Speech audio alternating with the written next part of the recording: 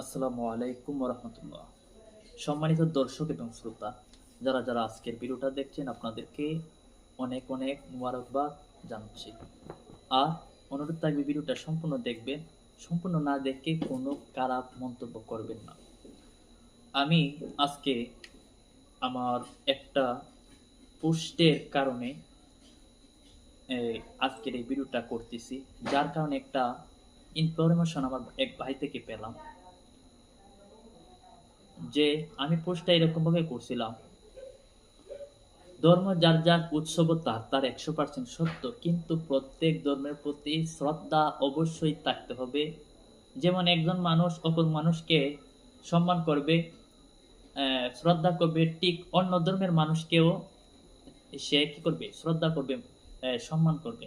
সে যদি কাফের হয় তাকেও মুসলমান যারা ইসলাম এটাই বলে সে যদি কাফের হয়, অমুসলিম হয়, তাকেও কি করতে হবে, সম্মান করতে হবে, শ্রদ্ধা করতে হবে। ইসলাম এটাই বলে যে তারা যদিও অন্য দেব দেবী বা মূর্তির উপাসনা করতেছে, আরাধনা করতেছে, আল্লাহর সাথে শিরক করতেছে, তারপরেও তাদের ধর্মকে সম্মান করতে হবে। ইসলাম এটা বলে, কিন্তু ইসলাম এটা সাপোর্ট করে না। কেননা আমরা মুসলমান, আমরা ইসলাম ধর্ম পেয়েছি, আমরা জানি ইসলাম মানে শান্তির ধর্ম, ইসলাম মানবতার ধর্ম। ইসলামের মধ্যে কাটাকাটি, মারামারি, ঝগড়া, ফাসাদ, ফিতনা কোনো কিছুই এলাও না। এখন বর্তমানে বিভিন্ন জায়গায় পূজা চলমান, সেখানে দেখা যায় টুপি দাড়িওয়ালা অনেকে আছে মুসলমান, তাদের এই কাজগুলার মধ্যে বাধা দেয়। এগুলার মধ্যে যাওয়ার পরে তারা মূর্তিগুলা ভেঙে ফেলে, মানে তাদের একটা এই স্থানটার মধ্যে একটা বিশৃঙ্খলা সৃষ্টি করে ফেলে। যার কারণে আমি এই পোস্টটা দিয়েছিলাম। আল্লাহ তাআলা সাথে অন্য কোনো বস্তুর শরীক করা, সমতুল্য করা, শিরক, যেগুলো আল্লাহ কোনোভাবেই পছন্দ করেন না, এলাও করেন না। আল্লাহ তাআলা এই শিরকের ব্যাপারে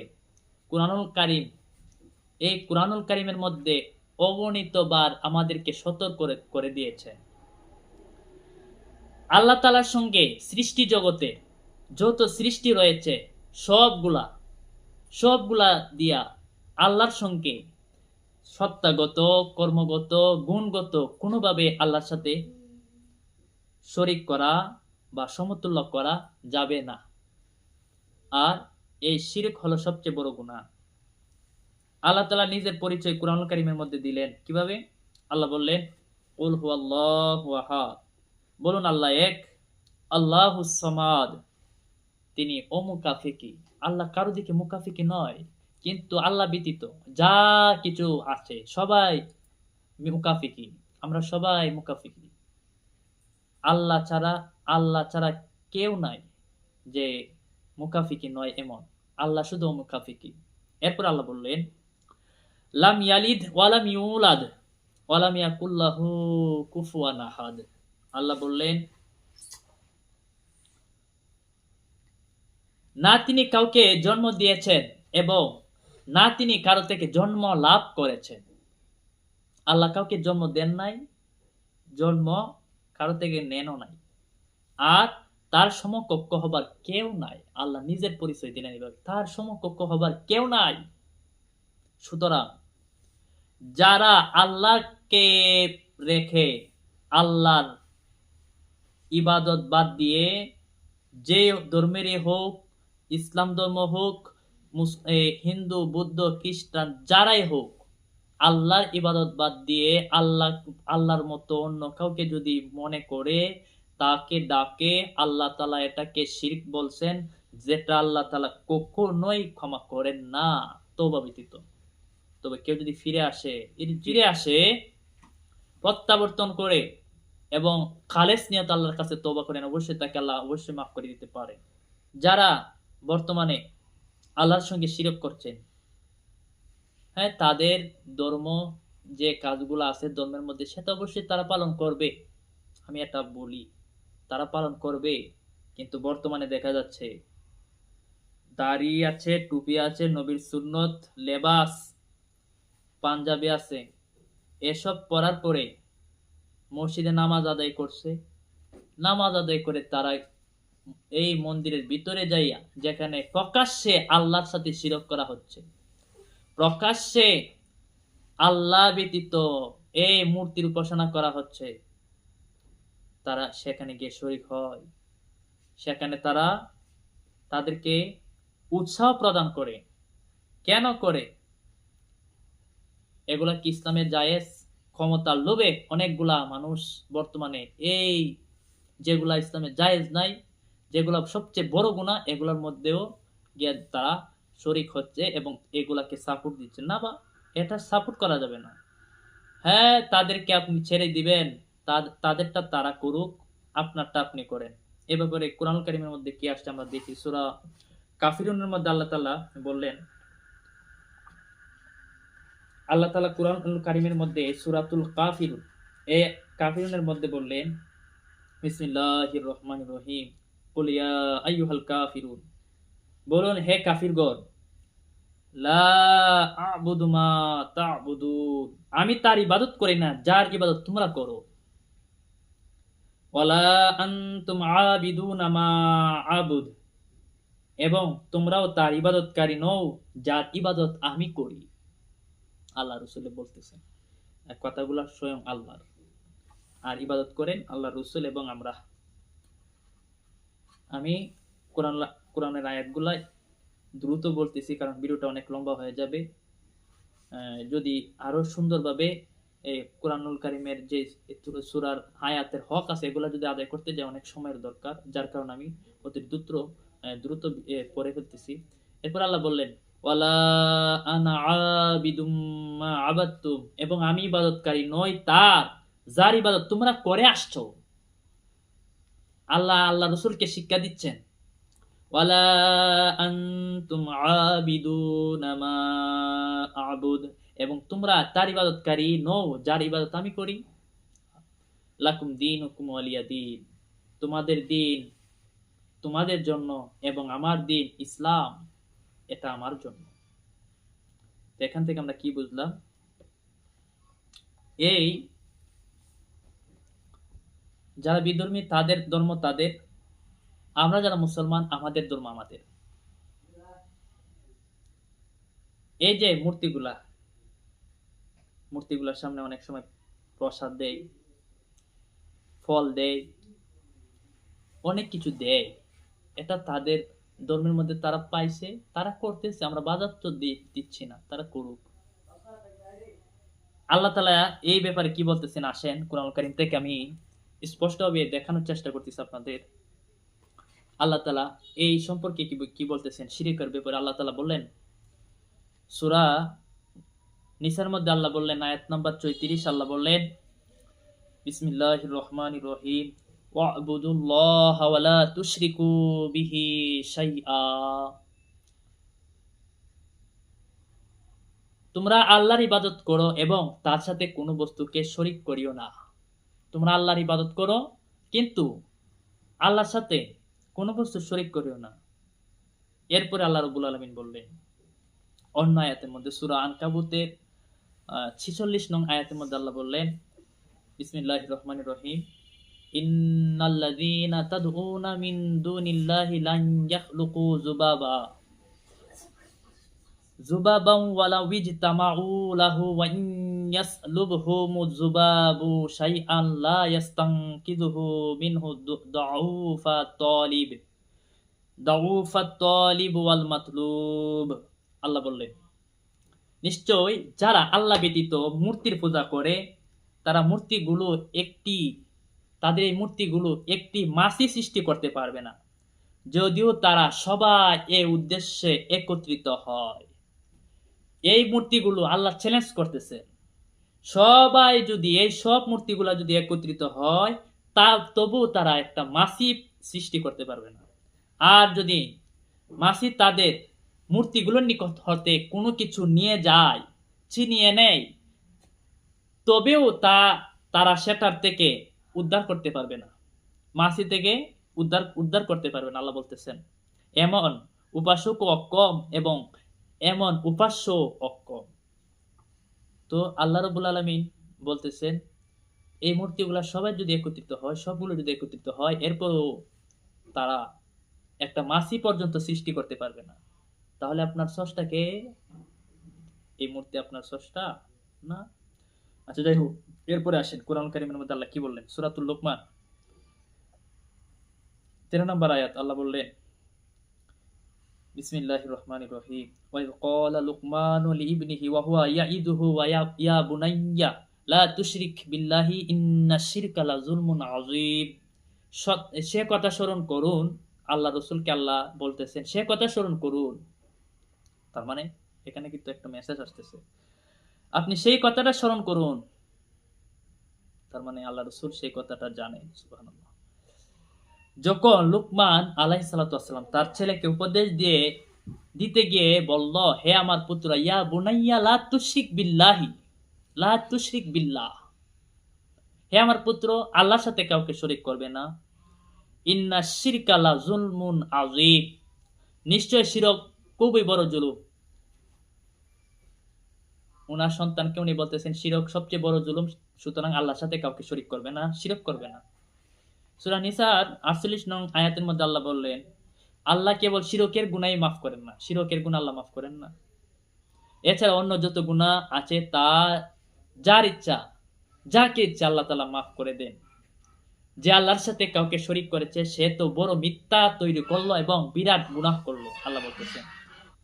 সূরা মুমিনের 117 নম্বর আয়াতের মধ্যে আল্লাহ তাআলা বললেন বিসমিল্লাহির রহমানির রহিম ওয়া মান ইয়াদউ মা'আল্লাহি ইলাহান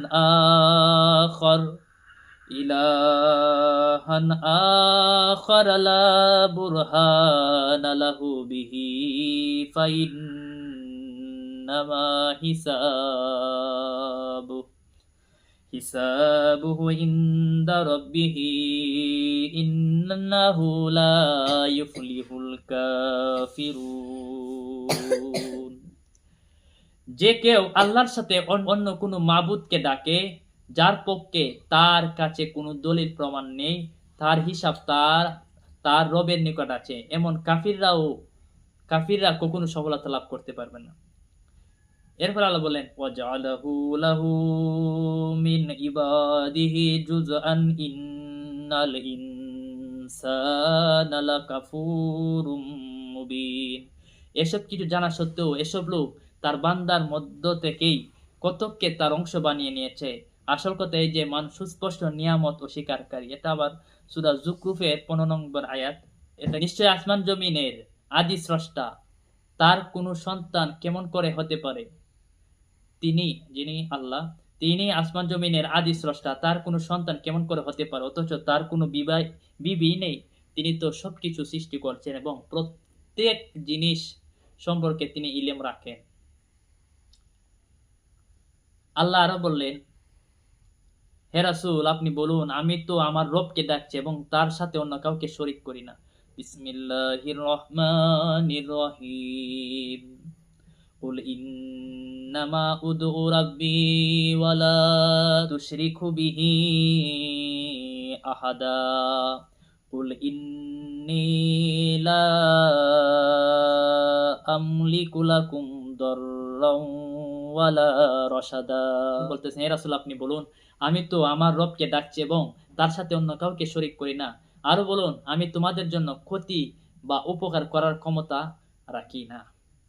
আল্লাহ তাআলা জানিয়ে দিচ্ছেন, কারণ অনেকে আছে আল্লাহ রসুলের সাথেও শিরক করবে, অনেকে আছে আল্লাহ ব্যতীত অন্য কারোর দিকে নিয়ে যাবে। আল্লাহ ব্যতীত অন্য কোনো কিছু, অন্য সৃষ্টি জগৎকে আল্লাহর সাথে সমতুল্য মনে করা, এটাই শিরক। আমার মেইন পয়েন্ট ছিল আমি ভিডিওর মধ্যে দেখলাম ওনারা নামাজ পড়ছে, নামাজ পড়ার পরে মসজিদ থেকে বের হওয়ার পরে মন্দিরের ভিতরে গেছে, মন্দিরের ভিতরে যাওয়ার পরে সেখানে গিয়ে তাদেরকে উৎসাহ দিচ্ছে তারা আমার আল্লাহ, আমি মুসলমান, আমার আল্লাহকে বাদ দিয়া একটা মাটি দিয়া তৈরিকৃত এই মূর্তির ইবাদত করতেছে, উপাসনা করতেছে, ডাকাডাকি করতেছে। এখন মুসলমানের বাচ্চা টুপি দাড়ি পাঞ্জাবি পরে সেখানে গিয়ে তারা সেটাকে সাপোর্ট দিচ্ছে বুটের আশায়, বুট পাবে সেই আশায় সেখানে যাচ্ছে, গিয়ে তাদেরকে সাপোর্ট দিচ্ছে, তাদেরকে উৎসাহ উদ্দীপনা দিচ্ছে, যা ইসলাম কখনোই সমর্থন করে না, যা হারাম, যার শিরক। তারা যেরকম ভাবে শিরক করছে, মুসলমানও সেখানে যাওয়াতে শিরক করছে। দেখা যায় বর্তমানে তারা আমাদের এই ওলিয়া উলিয়াগণ যারা আল্লাহর বন্ধু যারা তাদের মসজিদ তাদের মাজার ভেঙে দেয়। অনেক ভিডিওর মধ্যে দেখছি মসজিদ পর্যন্ত ভেঙে দিছে, এমনকি অনেক মাজার ভেঙে গুরু গুরু করে দিয়েছে। এরপর আমরা যে জুলুস করি, আমরা মিলাদুন নবী করি, আমরা মিলাদ শরীফ পড়ি, মাহফিল করি, এই মাহফিলকে এই মিলাদকে অনেক সময় মিলাদুন নবী মাহফিল দেয়, এটাকে বেদাত বলে। অনেক সময় এই ঈদে মিলাদুন নবীর জুলুসকে তারা বেদাত বলে, শিরক বলে। অনেকগুলা মাজারে যাওয়াকে তারা শিরক মনে করে। মাজারের মধ্যে যাওয়ার পরে অনেকেই আসে যারা অনেক কিছু জানে না, না বুঝে এখানে সেজদা দিয়ে দেয়। আমরা তো এগুলো সমর্থন করি না, এগুলো আমরা সমর্থন করি না। আল্লাহ ব্যতীত অন্য কাউকে সেজদা দেওয়া যাবে না, সুতরাং আল্লাহ ব্যতীত অন্য কাউকে সেজদা করা যাবে না, আমরা এটা সাপোর্টই করি না, এটা আমরা এলাও না। সুতরাং মাজার মধ্যে সেজদা যদি হয়, যদি অপকর্ম হয়, সেখানে মদ গাঁজার আসর হয়। মাজার পবিত্র স্থান, জিয়ারতের স্থান। মাজার মানে কি? জিয়ারতের স্থান, কবর, এটাকে আমরা মাজার বলি, মানে জিয়ারতের জায়গা। অনেকে বলে সৌদি আরব তো মাজার নাই, ইরাকে মাজার নাই। আরে বাবা, নবীজের রওজা মুবারক, এটা কিতাব রওজা, এটাকে আর অন্য ভাষায় যদি আমি বলি কবর, আবার যদি বলা হয় মাজার, একই মানে জিয়ারতের স্থান, এটাকে মাজার বলে। জিয়ারত মানে ওইটা না যে পাক্কা হইতে হইব। কবর একটা আছে, এটা মাজার। পাকা নাই, এটা মাজার। পাকা করলে মাজার হয়, আর পাকা না থাকলে মাজার নয়, এমন না। হ্যাঁ, পাকা আছে, এটাও মাজার। মাজার মানে জিয়ারতের জায়গা। যাই হোক, সেখানে যদি শিরক হয়, সেখানে যদি অপকর্ম হয়, সেখানে যদি মদ গাজার আসর বসে, সকল মুসলমানের উচিত সেই শিরকের স্থান থেকে এই সকল মানুষদেরকে দূরে সরাইয়া দেওয়া বা তাদেরকে বিতাড়িত করে দেওয়া। শিরক কিভাবে করে, শিরক কিভাবে তারা করতেছে সেগুলা ধ্বংস করে দেওয়া।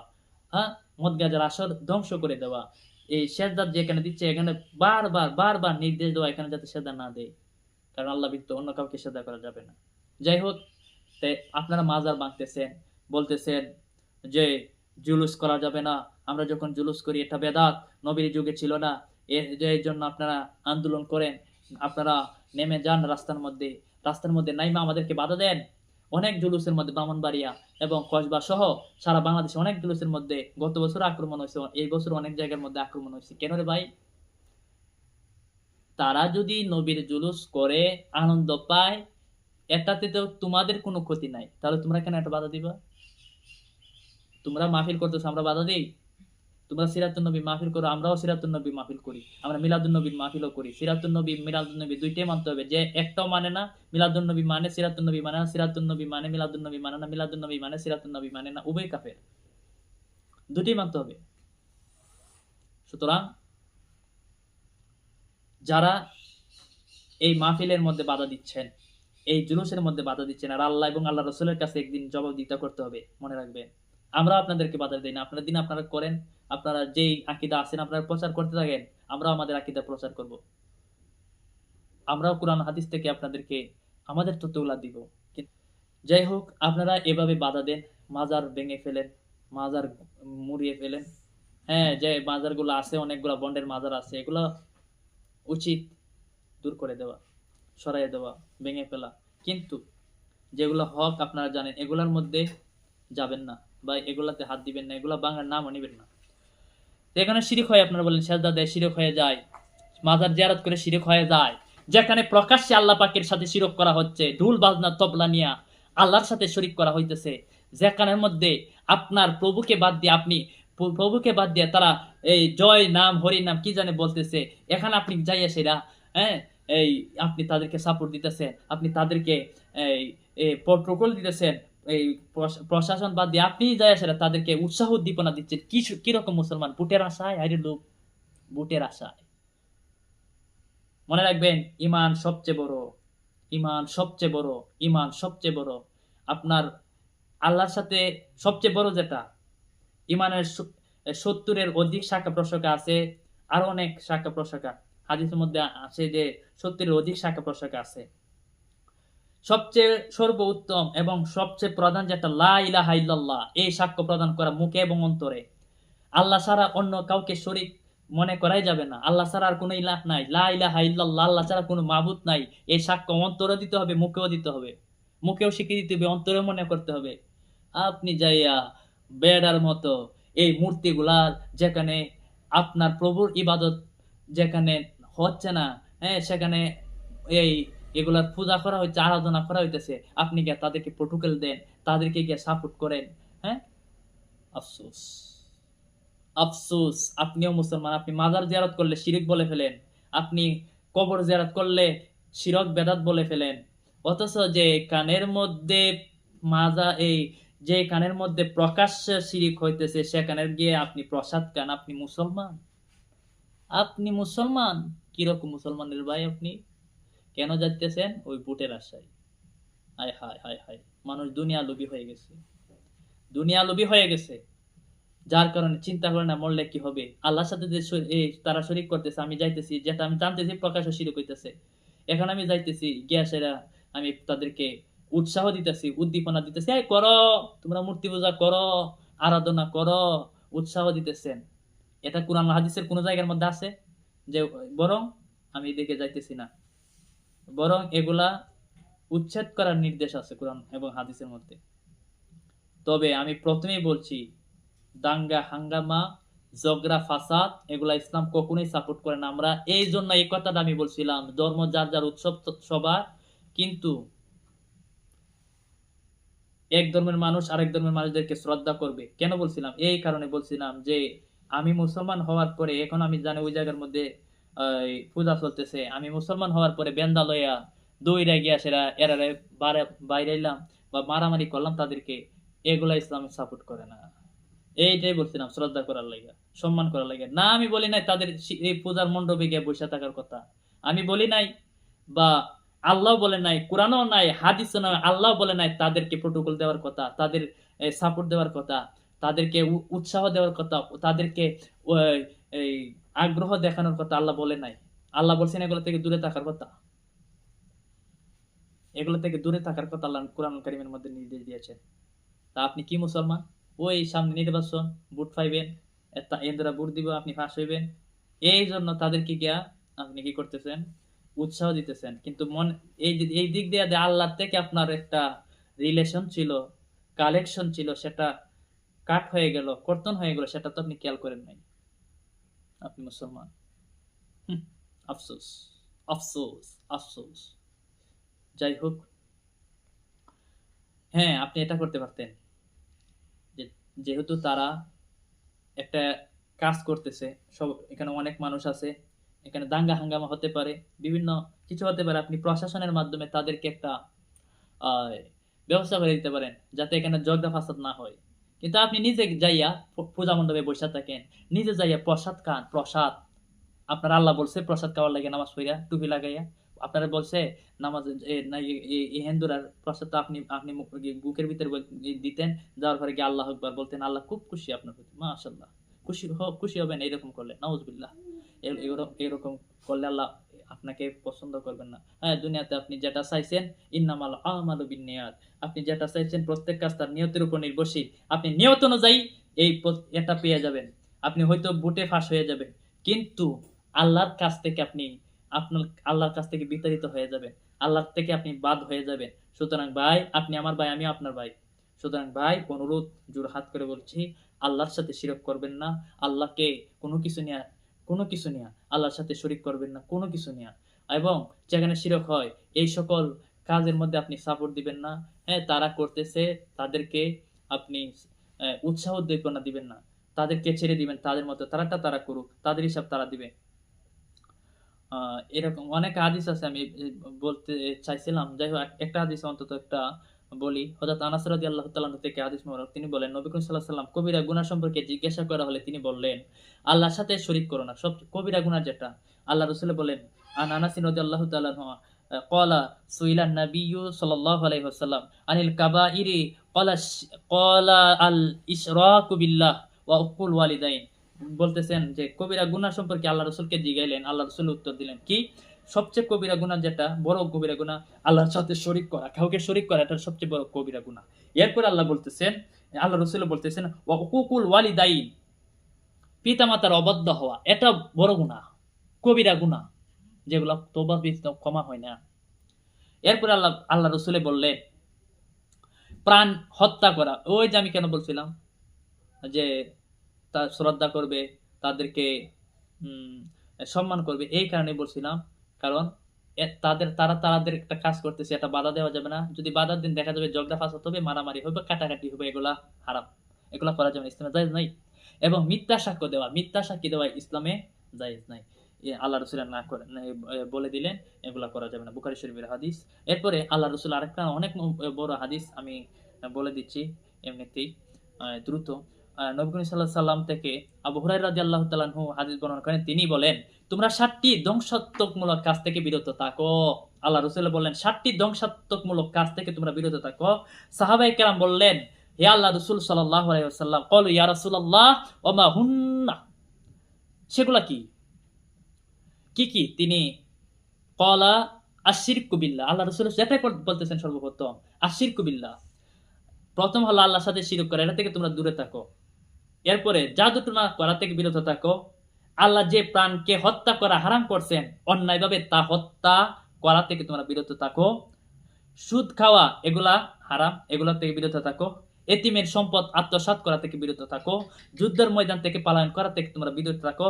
সতী সাধ্বী, 7 নম্বর যেটা, সতী মানুষ, সতী একটা মহিলা, সতী সাধ্বী সহজ সরল মুমিনা নারীর ব্যাপারে বেবিচারের অপবাদ, জিনার অপবাদ দেওয়া, এটা থেকে তোমরা বিরত থাকো। সহিহ বুখারী শরীফের হাদিস, এটা থেকে তোমরা বিরত থাকো। তাহলে আমরা এখান থেকে বুঝলাম শিরক হলো সবচেয়ে বড় গুনাহ। হযরত মুয়ায ইবনে জাবাল রাদিয়াল্লাহু তাআলা থেকে হাদিস মুবারক, তিনি বলেন এক দামি উফাইর নামক গাধার উপরে রাসূল সাল্লাল্লাহু আলাইহি সাল্লামের পিছনে বসা ছিলাম, নবীদের পিছনে বসা ছিলাম। অতঃপর তিনি বললেন হে মুয়ায, তুমি কি জানো আল্লাহর কি হক রয়েছে তার বান্দার উপর, আর বান্দার ওই বা কি হক রয়েছে আল্লাহর উপর? একটা পয়েন্ট, দুইটা। আল্লাহ রাসূল বলতেছেন হে মুয়ায, তুমি কি জানো আল্লাহর কি হক রয়েছে বান্দার উপরে, আবার বান্দার কি হক রয়েছে আল্লাহর উপরে? আমি বললাম, ওই সাহাবী বলতেছেন ক্বালা ফাইন্না হাক্কাল্লাহ কুলতু আল্লাহু ওয়া রাসূল আলাম। এখানে দেখেন কি সুন্দর কথা। সাহাবীকে আল্লাহ রাসূল বললেন হে সাহাবী, তুমি কি জানো আল্লাহর উপর বান্দার কি হক আছে এবং বান্দার উপর আল্লাহর কি হক আছে? সাহাবী বলতে পারতেন, মন করে একটা কথা বলে দিতে পারতেন, কিন্তু সুবহানাল্লাহ, ওই সাহাবী বললেন কুলতু আল্লাহু ওয়া রাসূলুহু আলাম, আল্লাহ এবং আল্লাহ রসুল ভালো জানেন। রসুলের কথা বলতেছেন, আল্লাহ এবং আল্লাহ রসুল ভালো জানেন। অনেকে যে বলেন খালি শিরকের গন্ধ খুঁজেন, আল্লাহর সাথে কোনো কিছু কইলেই আপনি শিরক ফতোয়া মারেন। সাহাবী আল্লাহ যদি বলতে পারতেন আল্লাহু আলাম, আল্লাহ বলতে পারতেন, তিনি বলতে পারতেন, কিন্তু না, তিনি বলতেছেন আল্লাহু ওয়া রাসূলুহু আলাম, আল্লাহ এবং আল্লাহ রসুল ভালো জানেন। তখন আল্লাহ রসুলে উত্তর দিলেন কিভাবে? আল্লাহ রাসূল সাল্লাল্লাহু আলাইহি ওয়াসাল্লাম বললেন বান্দার উপর আল্লাহর হক হলো সে তার ইবাদত করবে এবং আর তার সাথে কোনো কিছুতেই শরীক করবে না। আর আল্লাহর উপর বান্দার হক হলো আল্লাহর উপর বান্দার হক, যে বান্দা তার সাথে কাউকে শরীক করেনি, তিনি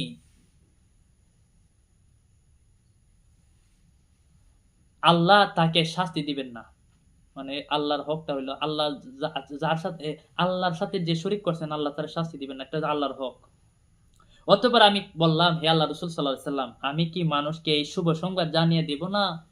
নবীজি বললেন না, তাদেরকে সুসংবাদ দিবে না, তাহলে তারা এর উপরেই ভরসা করে থাকবে।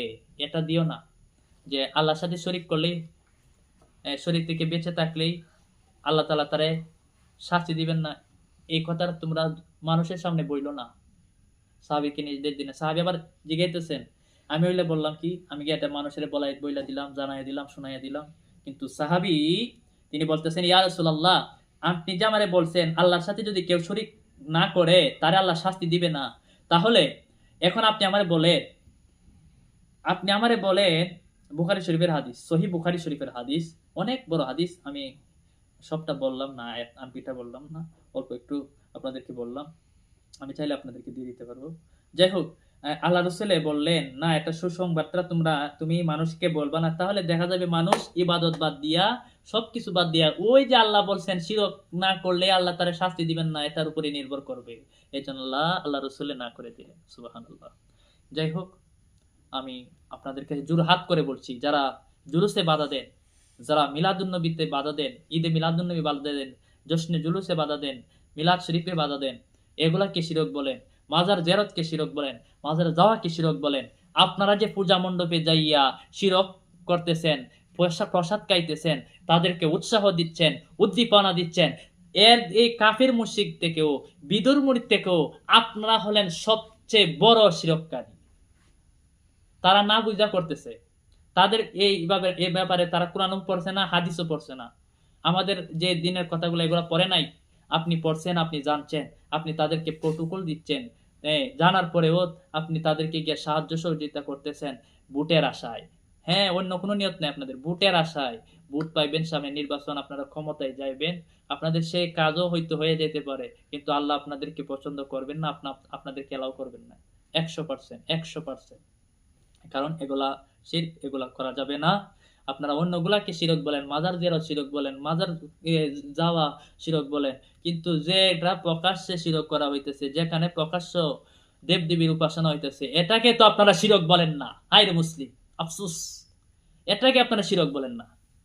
এটাকে আপনারা এই এই বলেন না, এই এই একটা শিরক, এটার মধ্যে যাওয়া যাবে না, এটা বলেন না। নিজেরা যাই সেরা বসে রয়েছেন, বসে বসে তাদেরকে উৎসাহ উদ্দীপনা দিতেছে।